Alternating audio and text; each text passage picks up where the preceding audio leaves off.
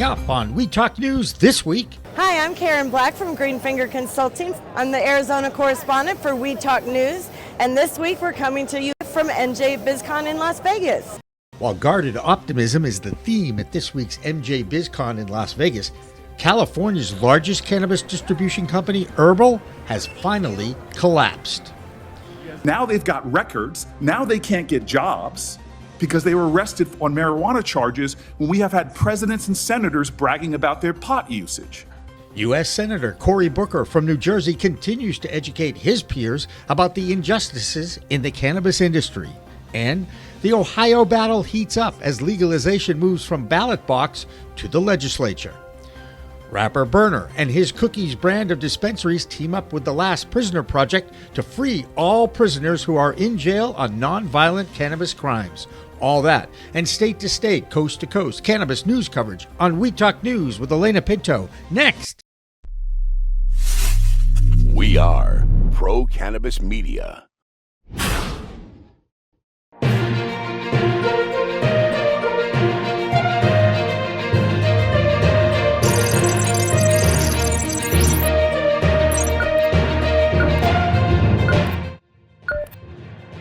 Hi, everyone. Welcome to this week's edition of We Talk News, Pro Cannabis Media's weekly news show on the growing cannabis industry. I'm Alaina Pinto.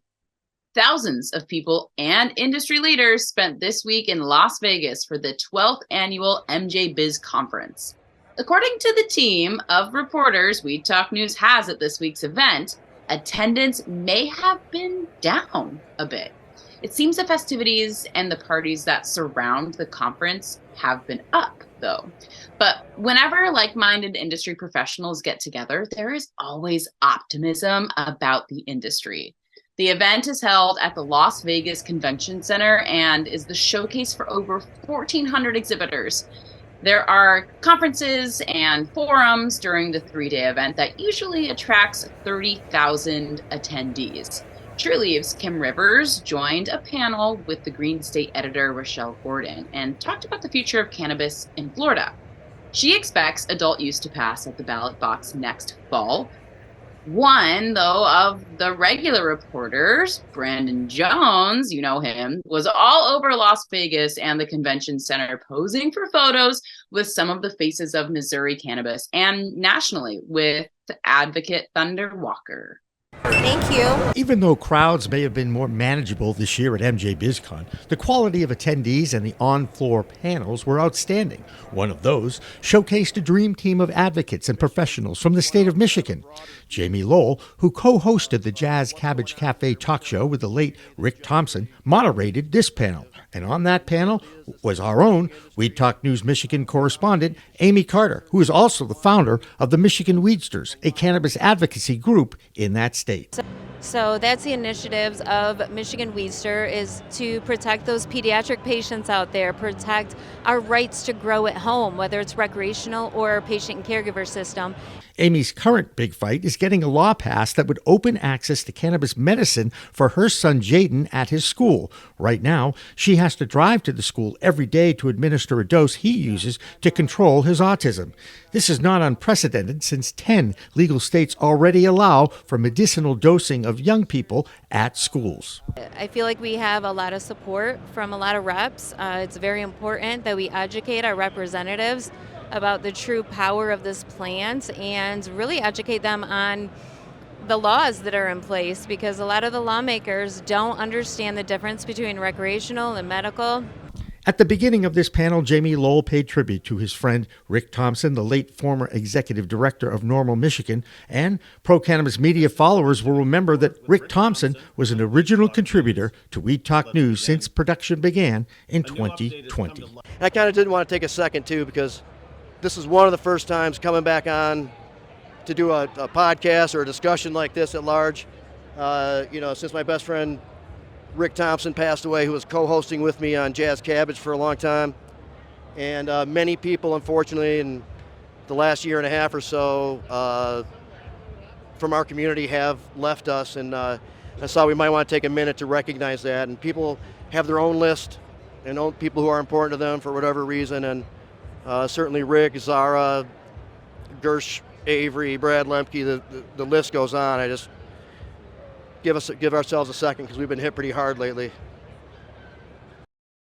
While most of the action in the industry is in Las Vegas this week, there have been some major developments in the #1 cannabis state in the country, California.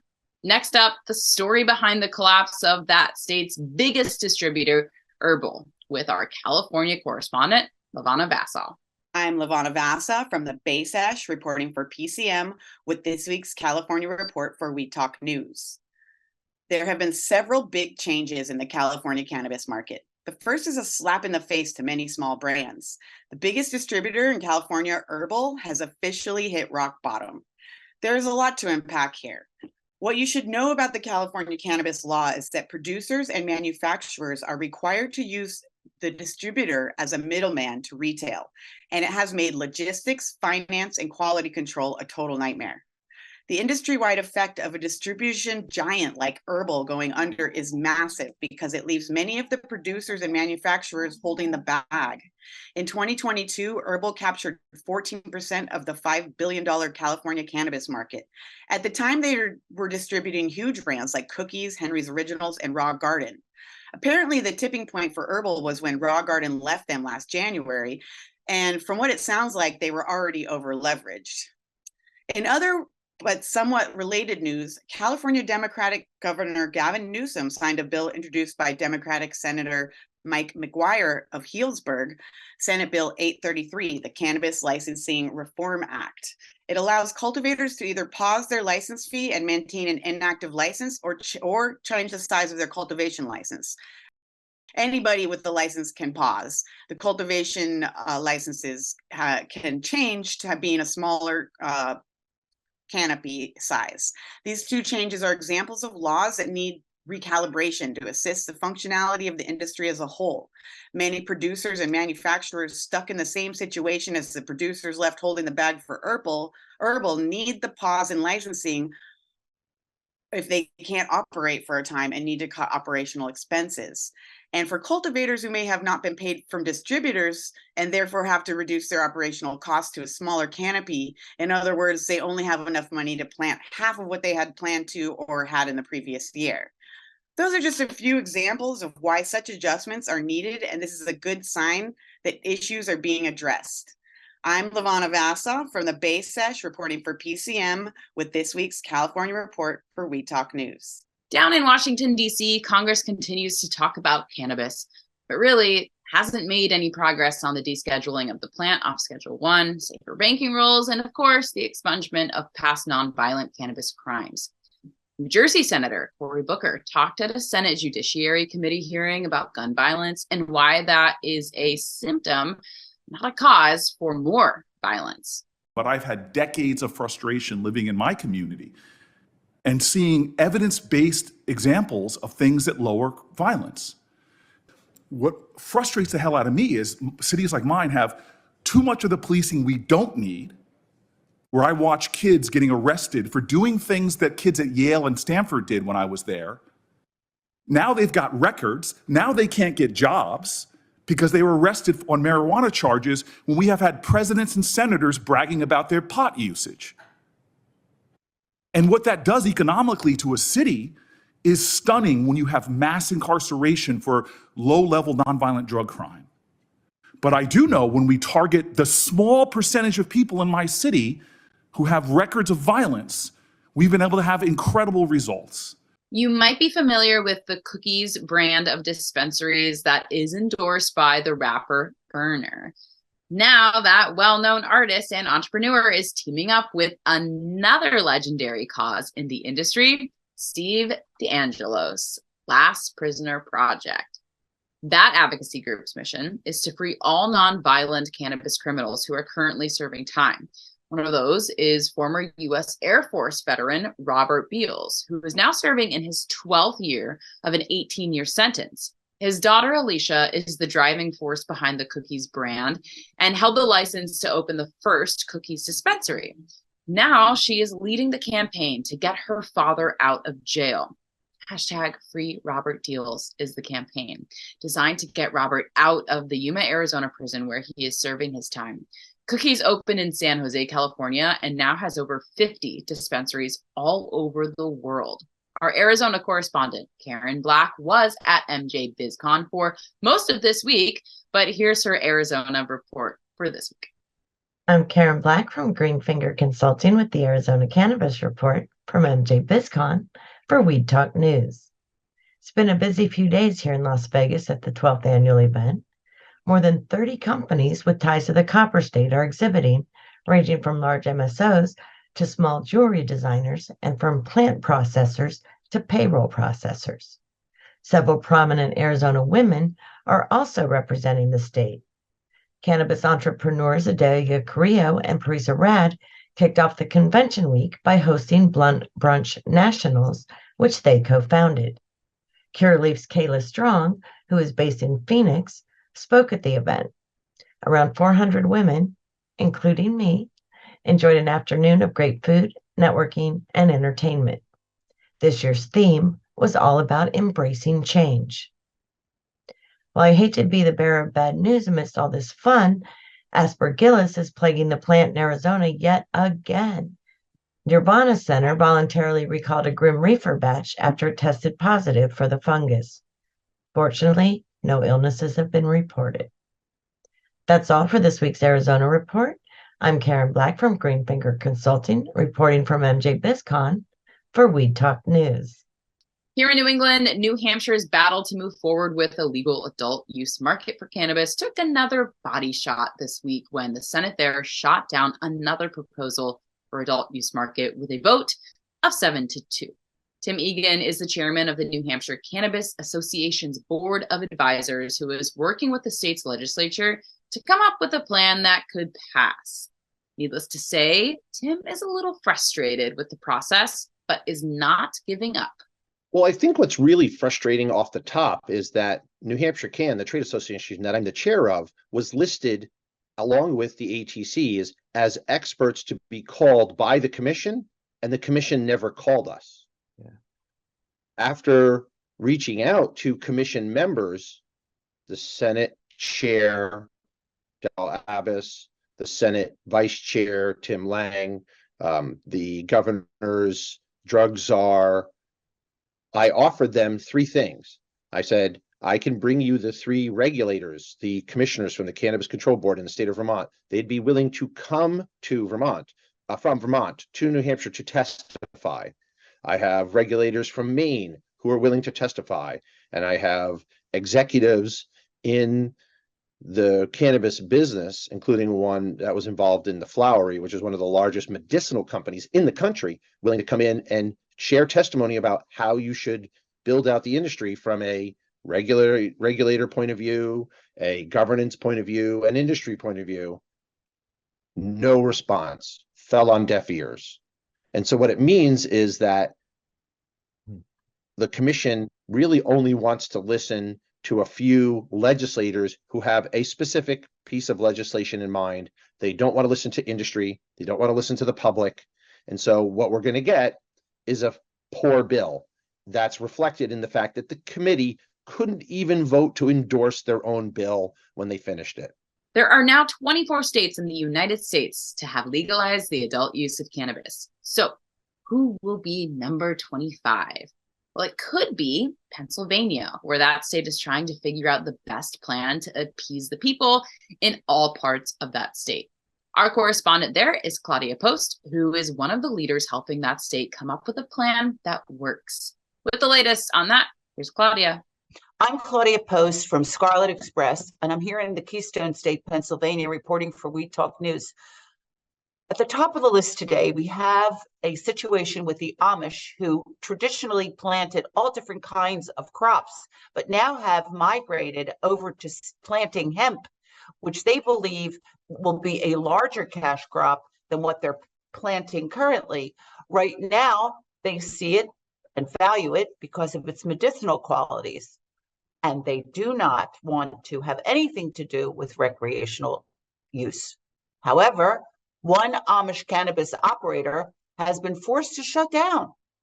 Their community shut them down because they felt as if the CBD was not for medicinal use, rather for recreational use. It was bad for the community, and they do not support it.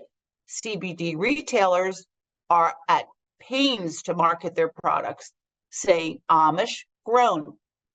Heather Kreider of Hempfield Botanical, a medical CBD retailer, says she buys much of her produce from Amish farmers, and she says she favors their natural approach to farming.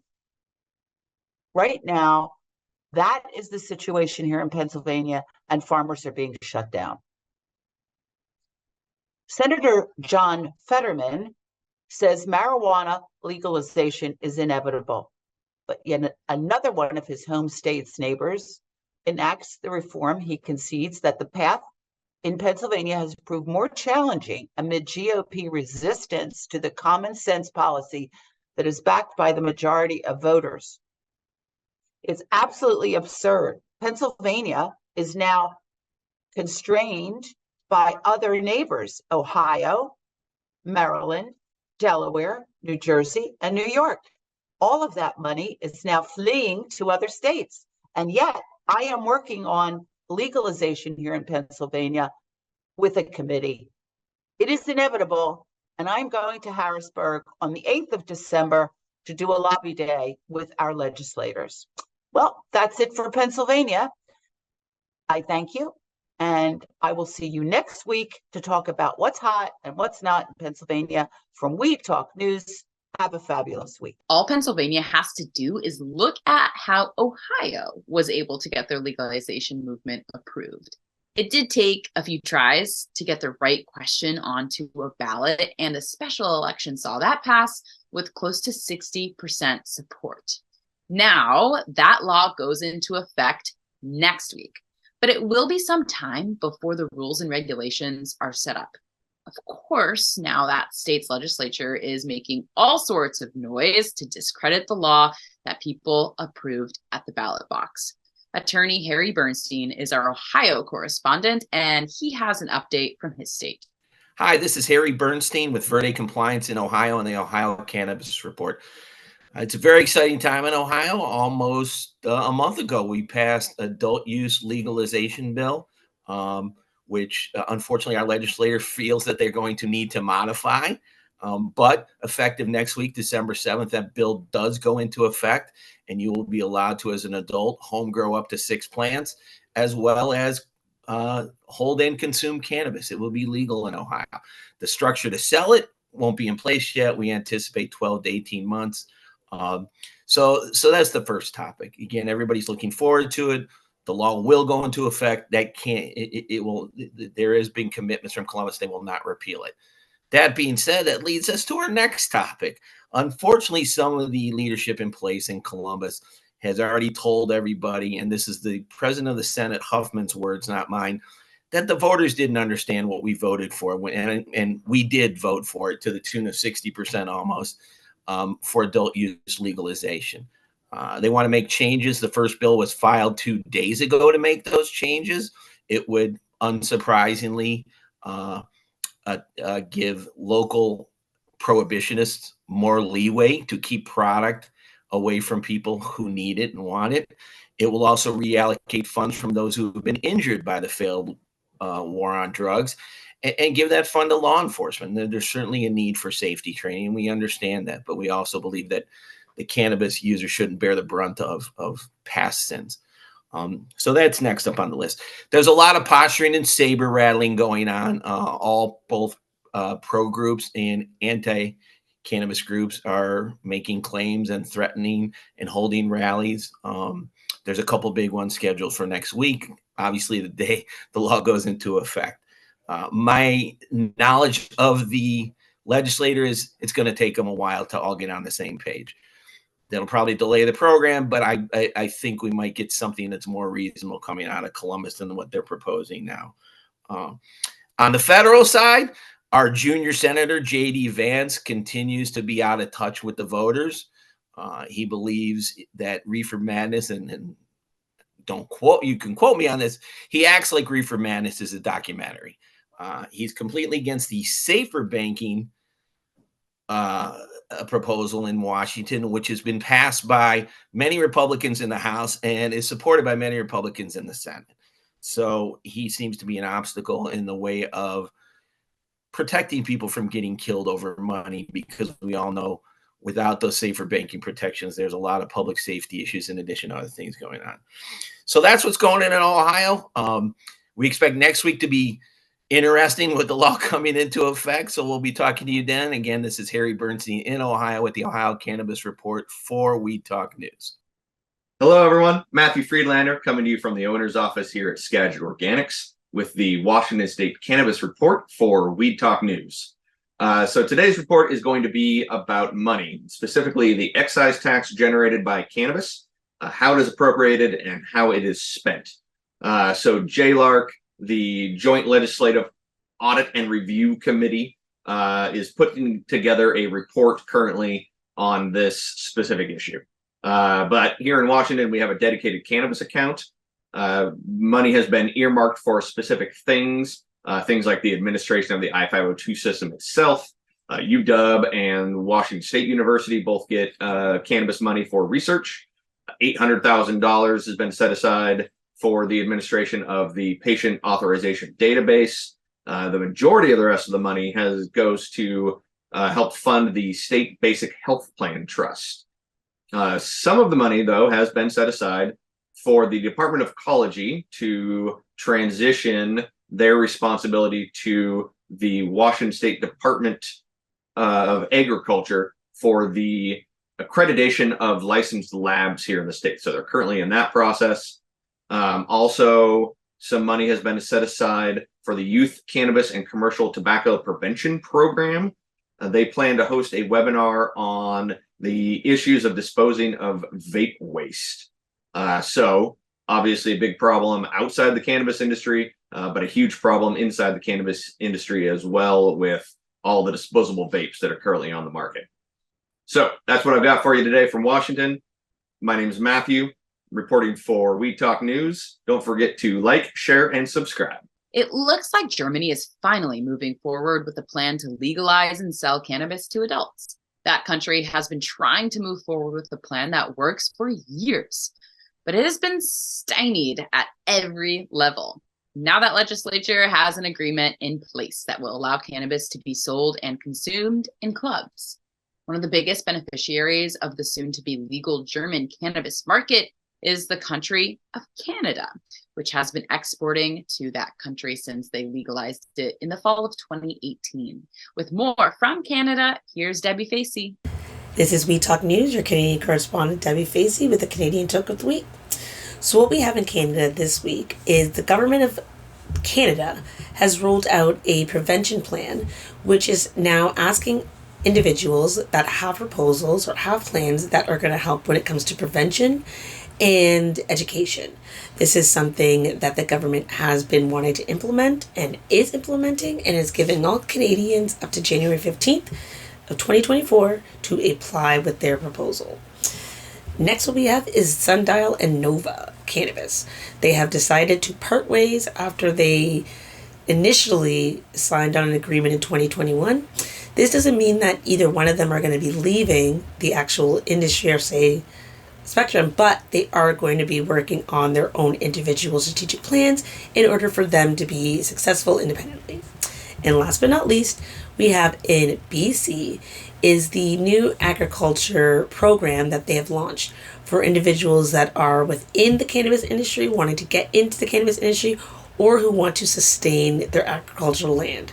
This is something that British Columbia, Vancouver especially, has been looking at, and in their eyes is going to be great, especially when it comes to the agriculture and sustainability when it comes to growth.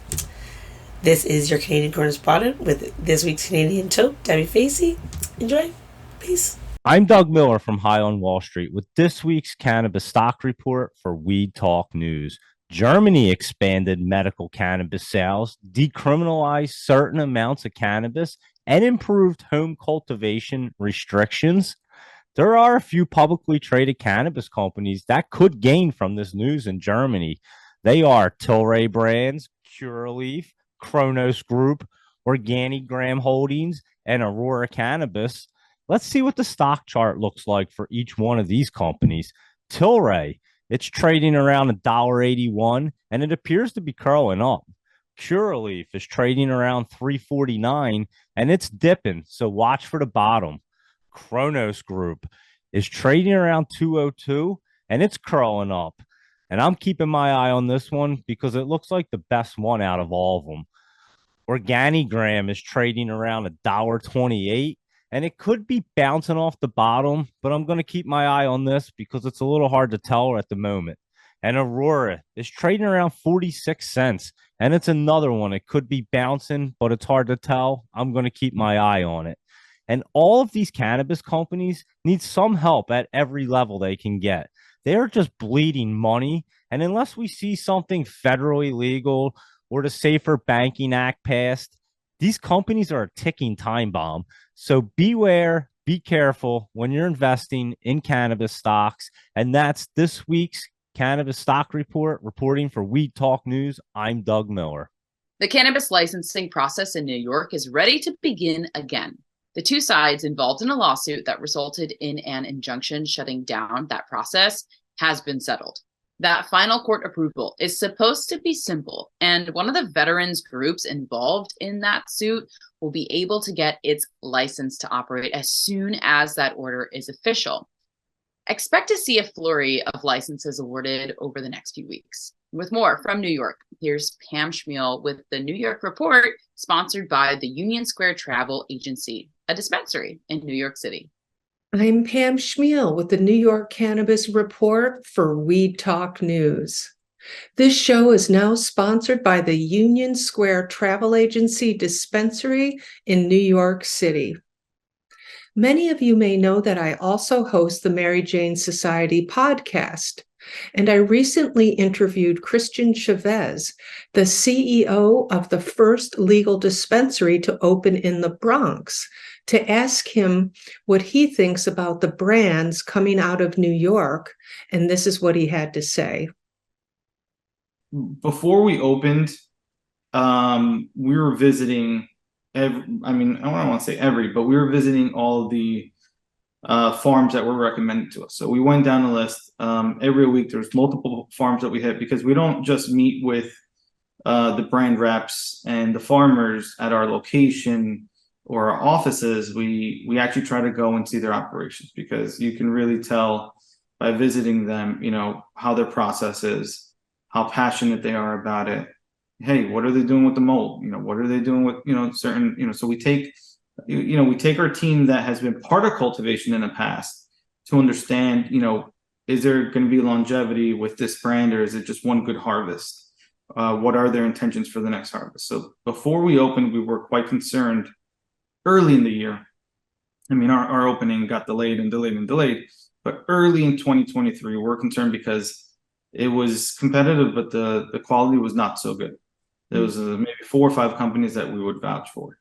But as as our opening got delayed and by our opening July 6th, I can tell you that the quality is there, has drastically improved, and it can compete with any market. So we're very satisfied, and so are the consumers. The bad rep, you used to see articles daily on how bad the quality of flower was in New York. I don't know if you ever see them anymore. You see a couple here and there, but they're always going to be there, but it's drastically changed. So yeah. We have a great procurement team, and we only really carry what we're really passionate about and know that there's going to be longevity in the brand or the farms. Everything's New York grown, so even if some of these Cali brands are branded or in one of our stores, the manufacturers or the farms behind them are here in New York. So they're the ones really growing the flower. So right. I would say that that's one of our strengths, is the procurement side of things. So can you name some of the top brands that you really like out there? We do really well with Flower House, with Flores Farms, manufacture, High Falls is really good. Electra Leaf, Heirloom for processing. So just Hudson Hemp. So some of the ones that come up, top of my head, but Rove and Heavy Hitter. So those are all like, some of the flower and some of the manufacturers. That's this week's New York Cannabis Report. I'm Pam Schmiel for Weed Talk News. The New York Cannabis Report is sponsored by Union Square Travel Agency, a new travel agency in New York City. That's right, this Union Square Travel Agency specializes in journeys of a different kind. They sell cannabis. Visit them at 13th and Broadway or unionsquaretravelagency.com. For use by adults 21 and older, keep out of reach of children and pets. In case of accidental ingestion or overconsumption, contact the National Poison Control Center and consume responsibly. And finally, there is a new study released in Europe that concludes that the earliest record of cannabis use dates back 10,000 years. Our friend in Europe, Lex Pelger, is reporting this week that in a review in the European Journal of Chemistry, Brazilian researchers have a detailed account on the use of cannabis in ancient Mesopotamia. There are also findings that in ancient China and India, use of the plant for medicinal and religious purposes occurred thousands of years ago. You would think that at some point our elected politicians would take note of the medicinal healing powers of this plant. Pretty powerful research. That's Weed Talk News for this week. I'm Alaina Pinto, and remember, it's a whole new world of weed out there. Use it responsibly.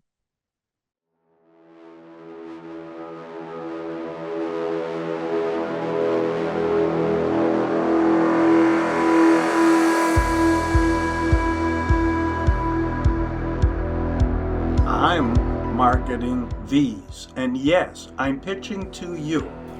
That's Steve Levine, the inventor and principal behind the One Hit Wonder. And this little efficient device is getting rave reviews. And there's more uses than just a one-hit wonder. The One Hit Wonder, you get a 50 milligram hit. So if you used a one-hitter or dugout before, you know the challenges. Steve's One Hit Wonder is easy to clean, use, and enjoy. Standard one-hitters do not work. We're afraid to inhale. The One Hit Wonder has a built-in ash catcher. So inhale like it's your last breath. Suck the ash right through. Get it at onehitwonder.com.